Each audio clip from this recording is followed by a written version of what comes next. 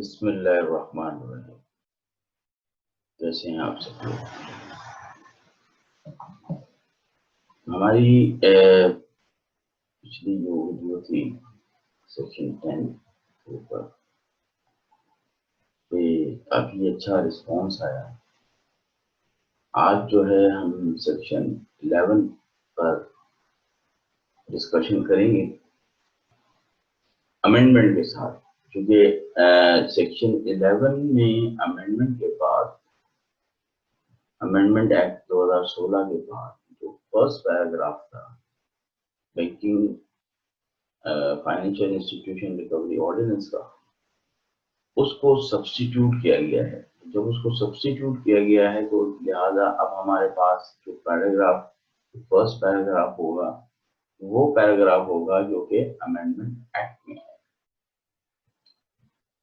लिहाजा अब हम जब पढ़ेंगे उसको तो जो हमारा फर्स्ट पैराग्राफ होगा वो अमेंडमेंट एक्ट के होगा।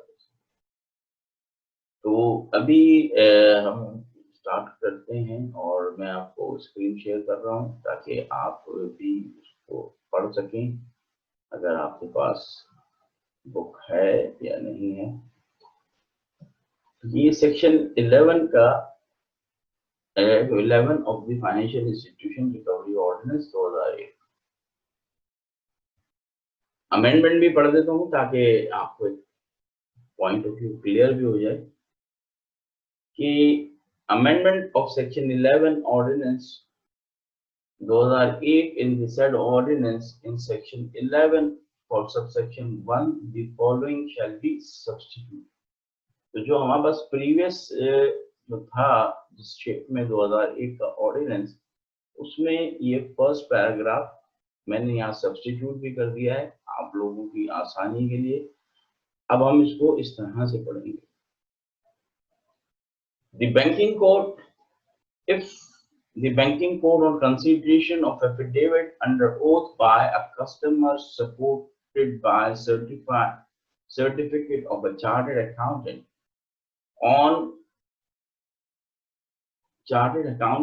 the approved plan of auditors of State Bank of Pakistan under section 35 of the Banking Companies Ordinance 1962 is of the opinion that the dispute between the party does not extend to the whole of the claim, or that a part of the claim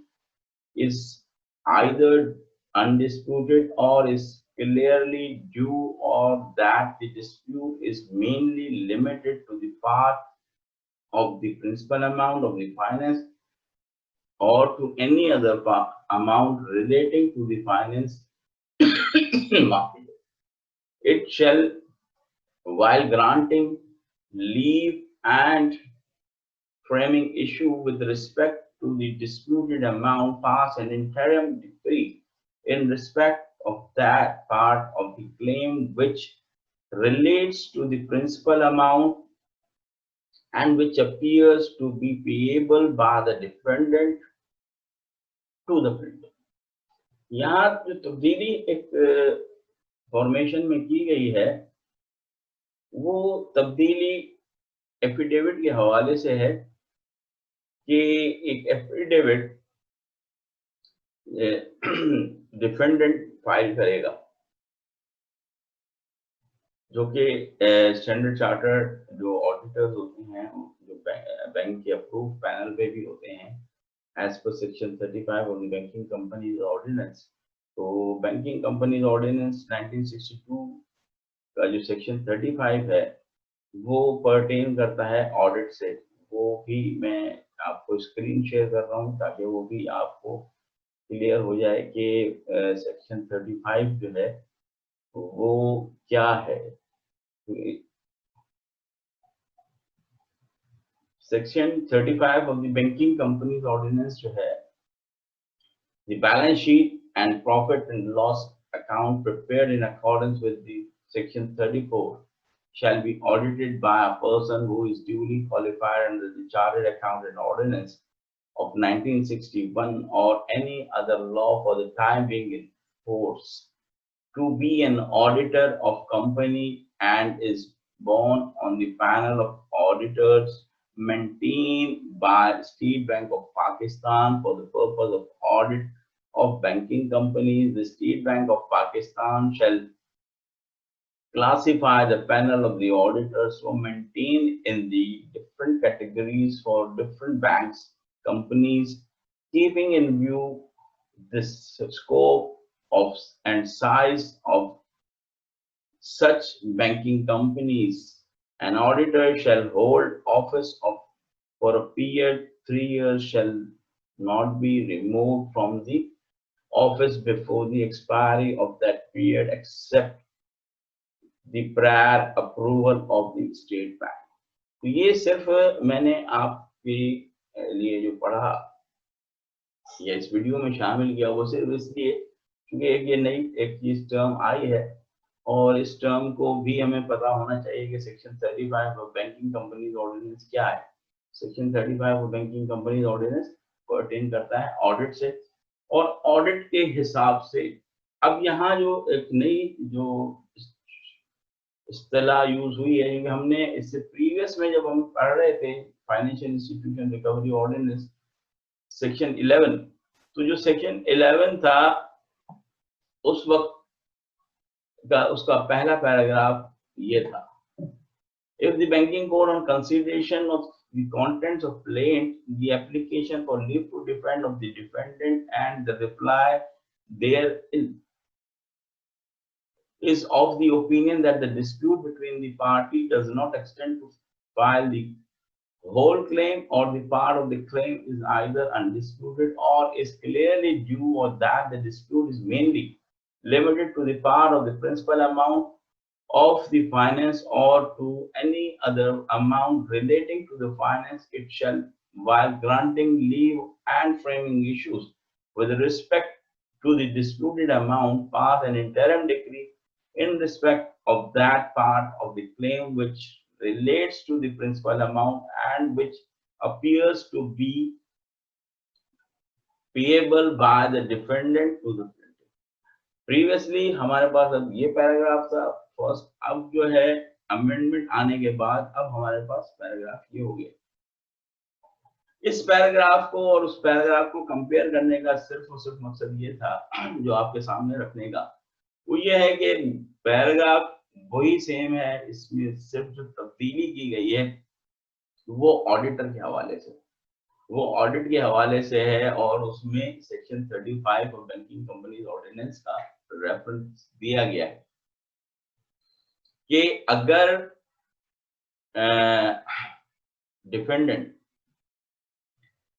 court में appear होता है और on oath जो है standard chartered accountant approve panel पे auditors जो हैं उनका एक सर्टिफिकेट फाइल करता है, और वो ये कहता है कि जी इसमें जो डिस्प्यूट था, जो भी इसमें डिस्प्यूट है, वो क्लेम जो भी डिस्प्यूटेड है उसको वो एडमिट कर रहा है to the extent of principal amount. अमूमन जो डिस्प्यूट अराइज करते हैं लीव टू डिफेंड में वो रिगार्डिंग होता है मार्कअप या अदर चार्जेस, तो इसलिए डिफेंडेंट जब लीव टू डिफेंड फाइल करता है तो ये आप सब लोग जानते भी हैं कि हमारे पास में एक मैंडेटरी प्रोविजन ऑफ लॉ है कि हमने 10(4) की कंप्लायंस करना लाजिम है। Section 10(4) of the financial institution recovery ordinance, जब आप उसकी कंप्लायंस करते हैं, जैसे कि मैंने अपनी पिछली वीडियो में भी आपसे डिस्कस किया है, तो उसके अंदर जो हम ब्रेकअप देते हैं वो ब्रेकअप होता है amount avail by the defendant, amount repaid by the defendant, amount payable by the defendant जो उस पर लागू होता है, और अमाउंट डिस्प्यूटेड जो डिस्प्यूटेड अमाउंट है। तो कोर्ट जो है वो दोनों सूरतों में कि अगर वो चार्टर्ड अकाउंटेंट के थ्रू आता है या वो बैंकिंग कोड में जो लीव टू डिफेंड, क्योंकि नेसेसरी जो चीज है वो इसमें लीव टू डिफेंड फाइल करना है। अगर आपने 30 दिन के अंदर लीव टू डिफेंड फाइल नहीं की तो आपका राइट जो है वो खत्म हो जाएगा। लिहाजा जो मेन और नेसेसरी चीज है वो इसमें लीव टू डिफेंड फाइल करना है। उस सूरत में जो अनडिस्प्यूटेड क्लेम है उस पे कोर्ट जो है इंटरिम डिक्री पास कर सकती है, और वो इंटरिम डिक्री जो है किन चेक्स में हो सकती है। इंटरिम डिक्री जो है आपने जो amount, principal amount, let's suppose आपने प्रिंसिपल अमाउंट जो है वो एक्सेप्ट किया है और अदर अमाउंट जो है वो डिस्प्यूटेड रखे हैं क्योंकि आपने सेक्शन 10 की कंप्लायंस की है, 10(4) की, तो आपने वो अमाउंट कोर्ट में जमा कराना है जो अमाउंट आपने एडमिट किया है, और कोर्ट जो है उसके ऊपर आपको बैंक को मतलब आपके अगेंस्ट ही होगी interim decree. If you are representing defendant, अगर आप डिफेंडेंट के काउंसिल हैं तो आपके अगेंस्ट होगी, इन फेवर ऑफ प्लेंटिफ वो आपको जो है एक इंटरिम डिक्री दी जाएगी। दूसरे, आपकी लीव ग्रांट हो जाएगी। जिसमें इंटरिम डिक्री अगर पास करती है कोर्ट तो उसमें आपकी लीव ग्रांट हो जाएगी, और फिर उसके बाद उसमें इश्यूज जो हैं वो फ्रेम होंगे डिस्प्यूटेड अमाउंट के हवाले से। पूरे केस पे नहीं होंगे क्योंकि आपने दो पोर्शंस में उस केस को डिवाइड कर दिया है। पहला पोर्शन आपका इंटरिम डिक्री आई जो आपने अमाउंट एडमिट किया है। अब जो इश्यूज फ्रेम होंगे, इश्यूज भी हम डिस्कस कर चुके हैं। इश्यूज क्या होंगे? Substantial question of law and facts जो आपने सेक्शन 10 में दिए हैं वो इधर यहाँ पर आएंगे, और उन इश्यूज की बुनियाद पे आप एविडेंस रिकॉर्ड करेंगे। अब उस में एविडेंस रिकॉर्ड करने में जाहिर है कि पहला चांस प्रिंटिव का होता है। तो फर्स्ट जो है वो बैंक को प्रूव करना है कि जो डिफेंडेंट ने डिस्प्यूटेड अमाउंट का क्लेम किया है उस हवाले से वो अपनी एविडेंस लेकर आएगा, और उस एविडेंस की बुनियाद पे केस फर्दर आगे चलेगा। इसी लाइकवाइज डिफेंडेंट को अपॉर्चुनिटी दी जाएगी कि वो अपनी एविडेंस लेकर आए और उस बुनियाद पे वो केस फर्दर आगे चले। अब हम आगे बढ़ते हैं। इसका जो सेकंड पार्ट है, the interim decree passed under subsection 1 shall for all purpose including appeal and execution be deemed to be decree passed under this ordinance, and any amount covered thereby or recovered in execution thereof shall be adjusted at the time of the final decree. जब interim degree पास हो जाएगी section 1 में, तो उसमें for all purpose including appeal and execution be deemed to be a decree passed under this ordinance. तो उसकी appeal आप कर सकते हैं, उसकी एग्जीक्यूशन फाइल हो सकती है, दोनों चीजें प्रोसीड कर सकते हैं। एक इसमें मैं और चीज भी इजाफा कर दूं कि अगर आप अपील फाइल करते हैं तो अपील में जो आरएनपी है, जो रिकॉर्ड एंड प्रोसीडिंग्स हैं कोर्ट की, वो ऑनरेबल कोर्ट में आ गई जिसमें आपने अपील फाइल की है, ये हाई कोर्ट ही होगी, वो हाई कोर्ट चली जाएगी, और जो उसका एग्जीक्यूशन का पार्ट है वो बैंकिंग कोर्ट में रिटेन किया जाएगा, वो बैंकिंग कोर्ट में रिटेन किया जाएगा और उस बुनियाद पे एग्जीक्यूशन प्रोसीड की जाएगी टिल फाइनल डिक्री जब तक ना हो जाए। क्योंकि आप वहां दो आपके केसेस चलना शुरू हो जाएंगे। एक तो आपका इंटरिम डिक्री होने की सूरत में प्रिंटिव काउंसिल जो है वो एग्जीक्यूशन प्रोसीडिंग इनिशिएट कर सकता है, और साथ साथ एविडेंस भी रिकॉर्ड की जाएगी जो डिस्प्यूटेड अमाउंट जो क्लेम किया गया है उसके ऊपर,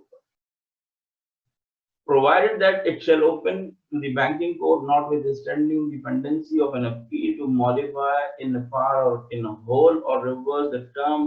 of interim decree at the time of final disposal of the suit, and pass such order as it may deem just proper. यहाँ पर जो ड्यूरिंग पेंडेंसी ऑफ अपील है, आप अपील फाइल करते हैं हाई कोर्ट में, ड्यूरिंग पेंडेंसी ऑफ अपील आप जो है इसमें कोई इतना मुश्किल वो नहीं है अमल कि आप उसको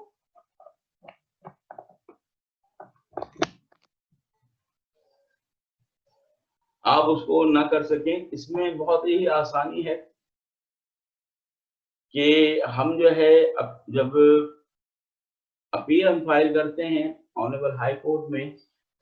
तो दो सूरतों के उसमें ऑर्डर आपके हो सकते हैं। पहला ऑर्डर जो आपका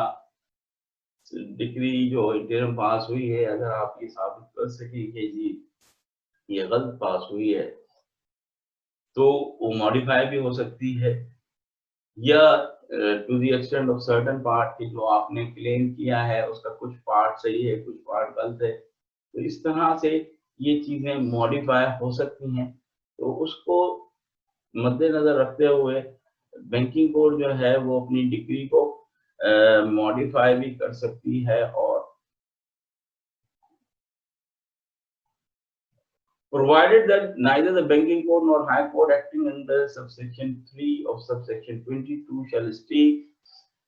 execution of interim decree unless the judgment debtor deposit in cash the banking code the amount or amount admitted by the judgment debtor to be payable to the financial institution under clause C of clause 4 of section 10 and furnishes surety for the balance decretal amount, if any, inclusive in the case of suit filed by a financial institution, cost of fund determined under section 3 of the or and other clause. यहाँ पर ये इसकी वजाहत की गई है further कि अगर आपने अपील फाइल की है सेक्शन 22 के अंदर, सेक्शन 22 सबसेक्शन 3 के अंदर, ऑनरेबल हाई कोर्ट जो है वो इंटरिम डिक्री के अगेंस्ट स्टे नहीं देगी जब तक कि आपने जो अमाउंट एडमिट किया है वो आप अमाउंट जमा ना करा दें। जब तक आप वो अमाउंट जमा नहीं कराएंगे जो आपने एडमिट किया है सेक्शन 10 के 4 के क्लॉज सी में। अब देखें यहाँ वही चीज जो हम शुरू में डिस्कस की थी, वो चीज यहाँ लाकर इसको जोड़ दिया गया है। अब इसको समझने के लिए जस्ट टू मेमोराइज पूरा जो सेक्शन 11 है, उसको समझने के लिए एक छोटी सी चीजें हैं जो आप हमेशा अपने याद रखें कि जो चीजें आपने अपने सेक्शन 10 के सब सेक्शन 4 और सब सेक्शन 4 के क्लॉज सी में जो अमाउंट अगर आपने लिखा है, वो अमाउंट जाहिर है कि आप एडमिट कर रहे हैं कि वो अमाउंट जो है वो डिपेंडेंट ने देना है। पेएबल की बात करते हैं तो उसका मकसद है कि आपने देना है। जब आपने देना है दैट मींस के यू हैव टू पे। जब आपने पे करना है तो कोर्ट जो है उसके पास ये इख्तियार आ जाता है कि वो आप इंटरिम डिक्री पास करके वो अमाउंट रिकवर करे। यहाँ पर हमें एप्लीकेशन कोई और देने की जरूरत नहीं है, इंटरिम डिक्री को डायरेक्ट पास कर सकती है। जैसे कि हम सिविल कोर्ट्स में अगर जब हम कोई केस दाखिल करते हैं और रिटन स्टेटमेंट में एडमिशन अगर आ जाती है तो उस बुनियाद पे हम एक एप्लीकेशन दाखिल करते हैं, तो उस एप्लीकेशन की बुनियाद पे वो केस आपका डिक्री होता है। लेकिन यहाँ कोई एप्लीकेशन देने की जरूरत नहीं है, यहाँ आपकी लीव टू डिफेंड ही काफी है और उसमें चूंकि आपने अमाउंट एडमिट किया है लिहाजा इंटरिम डिक्री पास हो जाए। तो हम इसका कंक्लूजन करते हैं कि इंटरिम डिक्री से मुराद हमारी ये है कि बैंकिंग कोर्ट में जब dependent leave to depend application file करता है और सेक्शन 4 के 10 के 4 के सब क्लॉज सी की कंप्लायंस करता है, तो वो अमाउंट क्योंकि उसने खुद एडमिट किया है, उस अमाउंट पे कोर्ट जो है वो डिक्री पास कर देती है, इंटरिम डिक्री। रिमेनिंग जो है उस पे इश्यूज फ्रेम होते हैं और वो प्रोसीड करते हैं। अगर उस पे अपील फाइल की गई है सेक्शन 22 के 3 में ऑनरेबल हाई कोर्ट में, तो उस सूरत में ऑनरेबल हाई कोर्ट जो है उसमें स्टे नहीं देगी जब तक कि जो एडमिटेड अमाउंट है आपने जमा ना कराया। तो ये एक चंद चीजें हैं जो आपके जहन में रहनी चाहिए, ताकि आपसे कोई सवाल किया जाए तो आपके पास उसका जवाब हो कि इंटरिम डिक्री सेक्शन 11 में होती है। इंटरिम डिक्री में जो अमाउंट हम एडमिट करते हैं उसकी बुनियाद पे होती है। हाई कोर्ट में अगर स्टे के लिए हम जाते हैं, इंटरिम डिक्री के खिलाफ अपील फाइल करते हैं सेक्शन 22(3) के अंदर, तो उस सूरत में हाई कोर्ट के अंदर हमें डिक्रीटल अमाउंट और इंटरिम डिक्री का अमाउंट जमा कराना पड़ेगा, तब जाके स्टे होगा। मुझे उम्मीद है कि आप थोड़ा सा कुछ अंडरस्टैंड किया होगा सेक्शन 11, और फर्दर फिर इंशाल्लाह नेक्स्ट वीडियो में आपसे मुलाकात होगी। चैनल को सब्सक्राइब करना और ना भूलें, दूसरे बेल आइकॉन को दबाना, चूंकि इसमें मैं डेली की बुनियाद पे आपके लिए वीडियो बना रहा हूँ। और चूंकि मौसम कल खराब था, पूरे दिन लाइट नहीं थी, इसलिए ये बहुत मुश्किल से बस मैंने आपके लिए वीडियो बनाई है, और उम्मीद है कि आप लोगों को इससे फायदा पहुंचेगा। आपके कमेंट्स का मुझे इंतजार रहेगा, और आप कमेंट्स करें जितने भी हो सके, क्योंकि हम यहाँ डिस्कशन कर रहे हैं, इसमें कोई ऐसी चीज नहीं है। कोई चीज मेरे से भी रह सकती है, तो आप कमेंट करेंगे तो मैं कोशिश करूंगा कि मैं उसका जवाब दे सकूं। जैसा कि मैंने इसमें अगर आपको एक नटशेल में कंक्लूजन बताया है, बहुत सिंपल कंक्लूजन है, जो 3 से 4 चीजों के ऊपर है, क्योंकि हम मेमोराइजेशन की तरफ जा रहे हैं। हम जो चाह रहे हैं कि आपको ये चीजें मेमोराइज हो जाएं कि भाई इस सेक्शन में, वैसे तो सेक्शन जाहिर है कि 3, 4, 5 पैराग्राफ्स का होते हैं, लेकिन इसमें कंक्लूजन आपके पास होना चाहिए, जो आप मेमोराइज करेंगे, जिससे आपको ये पता चलेगा कि किस सेक्शन में है क्या, इस सेक्शन का पर्पस क्या है। तो इंशाल्लाह आपसे दूसरी वीडियो में सेक्शन 12 पे जो वीडियो है वो इंशाल्लाह आपसे उसमें मुलाकात होगी। तब तक अपना ख्याल रखिए। अल्लाह।